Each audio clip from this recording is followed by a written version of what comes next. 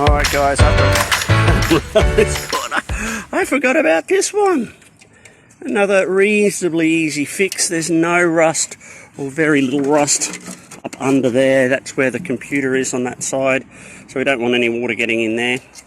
So that's a nice, just a little cutout. See, these square cars, everything sits up against all these edges. These edges, that's where the bottom of the floor is. That's where this finishes.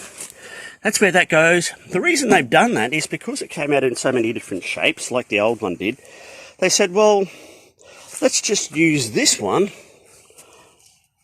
on a lot of other different cars. So, of course, you had your flatbed in this design as well, so they just used that bit instead of redesigning the whole bed.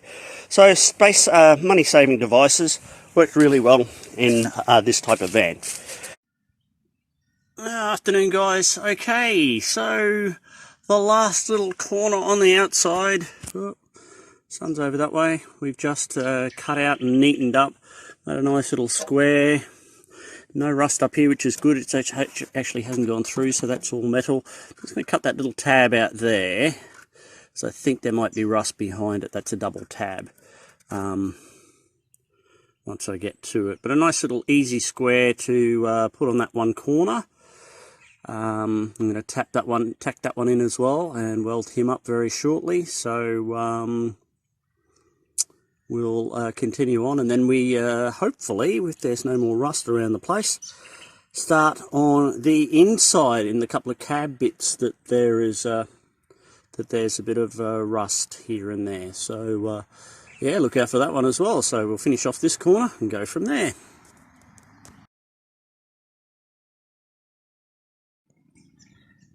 Oh, let's zoom out or back in or wherever.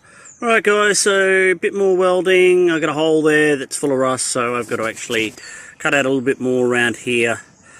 I just had to lap weld that over there because it wasn't strong enough. We managed to get that line pretty good. The corner's okay, a little bit further in, but that's alright. And we'll fix up that bit round the corner very shortly. So that's not too bad. Get rid of that rust there. Put another little tiny patch, which I'll check out underneath, but it doesn't seem to go too much further than that. Other than that, coming along okay. And yeah, another piece almost welded in for the outside of Maisie. This hole's okay because that's actually a screw that goes through there. I'm going to put a plate underneath that as well to hold the corners on when they get here. We'll show you how to do that. When the corners get here, which should be next week, I think. They weren't too expensive, 29 bucks each for the corner of the bumper, plus delivery. They do come from UK, so I think the delivery is about $25, but I got all four corners ready to go on after we finish this. And of course the back bumper has to come off. I'm going to decided that I'm going to try to fix it, spray it black so it doesn't look too bad. Alright, but for the minute, let's finish off this corner. Okay guys, so I'll bring you back in after the first bit of a fix up. You can see there it's sort of a bit slopey here, but as we know, I'm not going to see it. It's going to be under the bumper, which comes to about here somewhere. But it's all metal now, right around the corner. I've gone all the way up as well. I fixed up this little bit in here. I actually managed to tack weld it and sand it off, so it wasn't too bad.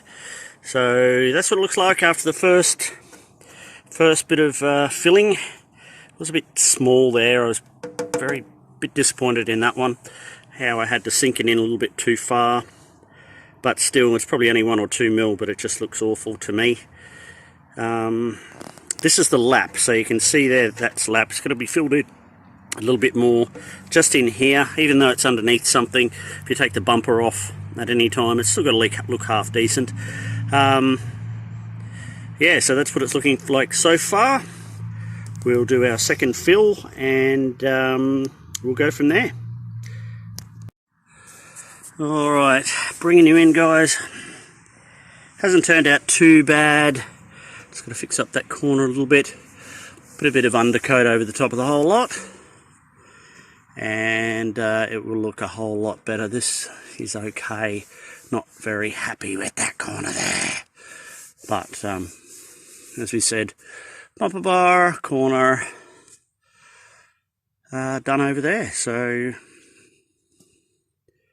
let's get a bit of filler in it. Oh yeah, I can see a little mark in there. Yeah, so we'll have to fix that up if we'll put any filler on it. I mean undercoat primer on it, and we'll go from there.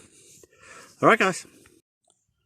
Alright guys, I'll bring you back into the undercoat stage. So that's what it's starting to look like. As we said before, a bit of sanding. I do have to fix up this little ridge in there. You can probably see it. Not perfect on this one. But that's okay, because we have this little thing called spot putty. We'll fill her up with a bit of spot putty here and there. We'll get it looking really good. Spot putty does need to be put over an undercoat, and then you sand it down with the actual primer itself. So it didn't turn out too bad. Just that little ridge here. I wasn't going to go too far down with it because it'll start to pull that dint back through it. But it's probably less than a mil deep. I've put a bit of primer filler on it. Didn't quite fill it up. It's got to dry properly yet. So we'll have a look at that. But all in all, not too bad. As we said, the bumper goes over the top, around the corner. Pretty good.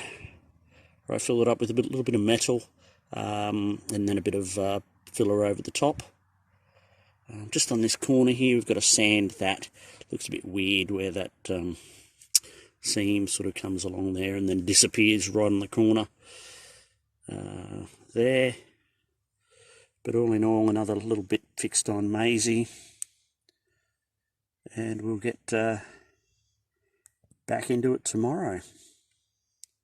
Alright, catch you on the flip side.